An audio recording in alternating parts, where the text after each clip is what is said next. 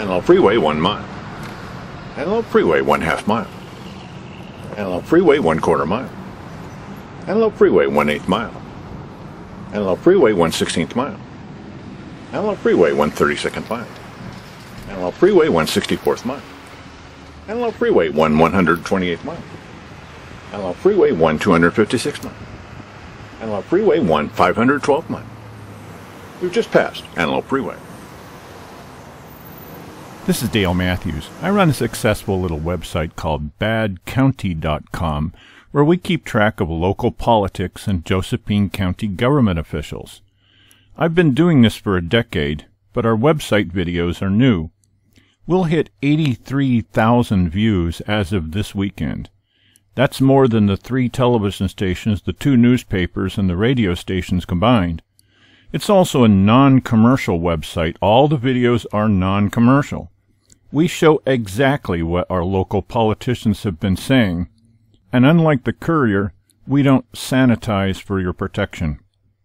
Because I've attended and videotaped every one of the candidates' forums, I've been asked to share some observations with you. In the 2014 primary election, 2 candidates registered for the Republican nomination for state representative. Alphabetically, it starts with Jack Swift. He didn't bother to put a picture in the voters' pamphlet. His attendance at the meetings is very poor. He's part of the Old Boys Network, at least a branch of it. He believes very strongly, he's a big proponent of higher property taxes. He's generally against marijuana, medical marijuana facilities, and his opinion about the First Amendment is mainly shaped by his perception that the people are often wrong, and so a smaller group of people need to make the decisions for them. Carl Wilson, if you demand higher property taxes, then he's your man, followed by Mark Gatlin and Simon Hare, who are running for commissioner. His attendance at county meetings is non-existent. He is a charter member of the Old Boys Network. He believes very, very strongly in higher property taxes. His view about marijuana is very negative, and he has many times stated his position that people are often wrong, as Jack Swift does, and that a smaller group of people needs to make their decisions for them. You won't be able to vote for Tom Johnson in this upcoming election because he's the only Democrat that's running, so there's no primary. Tom Johnson's appearance at county meetings has been nearly zero. He is a part of the Old Boys Network, but as a Democrat. He believes strongly that we need to pay higher property taxes. I don't know what his position is about marijuana, and he has several times said things that would lead one to believe that he's not a big proponent of the First Amendment of freedom of speech. Barbara Gonzalez will also not be on your primary because she's a Constitution Party member, and we won't see her until the general election. Her recent attendance at county meetings is 0. She is not a part of the Old Boys Network, however. She's strongly against new taxes. Her feeling about marijuana is very, very negative, and her feeling about the First Amendment is very, very strong. Then there's a candidate not yet revealed who's a libertarian who may run in the general election for state representative. His attendance is very good. He is not part of the Old Boys Network. He believes strongly against new taxes. He's a very strong proponent for marijuana, and he's also a very strong proponent for freedom of speech. So you'll just have to watch when it comes to this state representative position whether he decides to run or not. Legal counsel is nonpartisan, but both of the candidates are Republicans. Wally Hicks was our state representative. His attendance at local meetings has been practically 0. He is a part of the Old Boys Network, but a challenging part of it. He believes strongly that we need higher property taxes. He's against medical marijuana facilities, but he's a strong proponent for freedom of speech. Steve Rich is the incumbent legal counsel. His attendance at local county meetings has been spotty. He's a charter member of the Old Boys Network. He believes very strongly in new taxes, new property taxes. He has a kind of a strange position when it comes to marijuana. We don't really know where he stands. And he has many times opposed the idea of freedom of speech at meetings. And although he's an elected legal counsel, the only one in the state, he's actually gone to court against the people in previous votes that they've taken. Sheriff is another nonpartisan position. Alphabetically, the first one is Dave Daniel. Dave Daniel's attendance at local meetings has been non-existent. He is a strong member of the Old Boys Network. He believes very, very strongly in higher property taxes. He's an opponent to medical marijuana facilities, and he's a strong proponent of freedom of speech. Gil Gilberson is the sheriff at this moment. His attendance at meetings has been pretty spotty. He's another charter member of the Old Boys Network. He's very strongly in favor of raising your property taxes. We don't really know what his stand is on medical marijuana facilities. He's kind of all over the map on that one. And he's taken many stands against freedom of speech. Ed Vincent is considered by some to be the dark horse. His attendance at meetings has been negligible. He is not a member of the Old Boys Network, however. He's strongly against new taxes. He's the only sheriff candidate who is. His feeling about medical marijuana is, we don't know what his stand is on medical marijuana. And he's a very strong proponent of freedom of speech. In the county commissioner's race, Sandi Cassanelli is first alphabetically. Her attendance at local meetings has been excellent. It's only behind that of Simon Hare and myself. She is not a member of the Old Boys Network, the opposite as a matter of fact. Her stand on new taxes has been she's very, very strongly against it.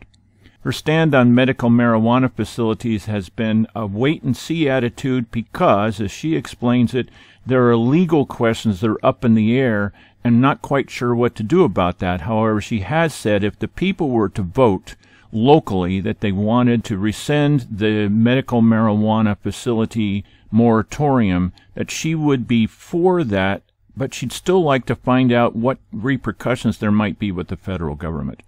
She's the strongest of the candidates when it comes to freedom of speech issues.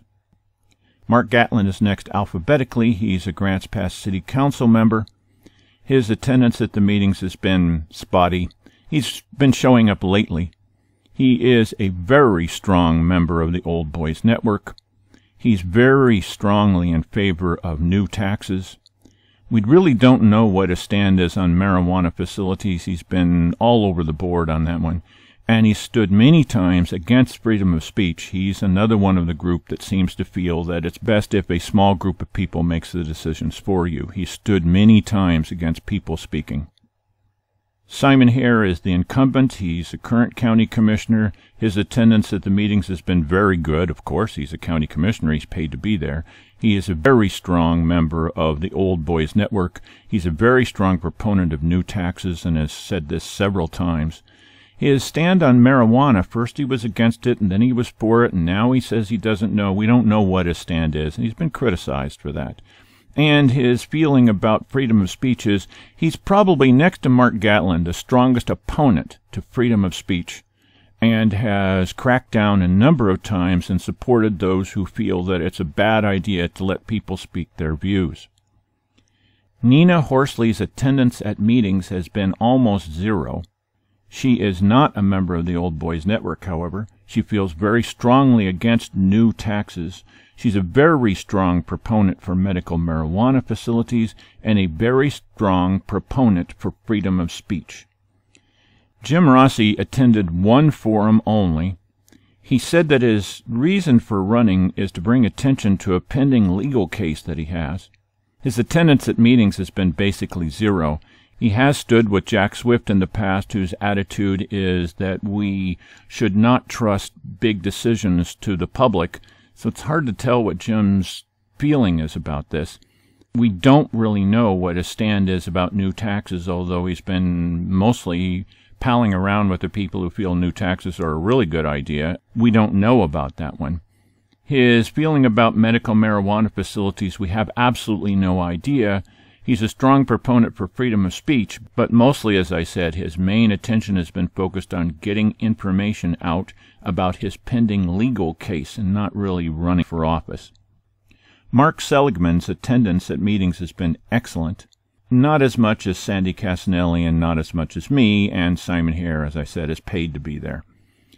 Mark is not a member of the Old Boys Network. He's a very strong opponent of new taxes.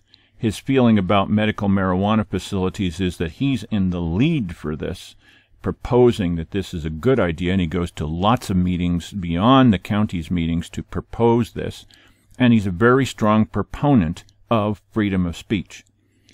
Jerry Sisson, his attendance at meetings has been practically zero. He is not a member of the Old Boys Network. He is strongly against new taxes. His feeling about medical marijuana facilities has been strongly in favor of it, and he's also a very strong proponent for freedom of speech. Paul Walter has made it clear that he was running to bring attention to his commercial website. His attendance at meetings has been basically zero. He does mostly associate with members of the Old Boys Network, although I'm not sure he's well accepted among them. He's a strong proponent of new taxes. He has taken a conflicting stand about medical marijuana facilities. It's hard to tell whether he's really in favor of them or he's just talking about that now because he's running for office, but he is a very strong proponent of freedom of speech. Mark Witchers, until lately, has never been showing up at local meetings. He is definitely not a member of the Old Boys Network. He's strongly against new taxes. He's strongly in favor of medical marijuana facilities, and is a big proponent for freedom of speech. In summary, if you're against those people who question government, then Simon Hare or Mark Gatlin are your candidates. Gatlin will crack down even harder on public participation. If you're not really satisfied with the record of local government, especially with those 4 failed solid waste ordinances, then keep in mind that the incumbent, Simon Hare, says Sandi Cassanelli is the candidate he feels is going to push him the hardest. You will find video coverage of every one of the candidates at BadCounty.com. We've just passed Antelope Freeway.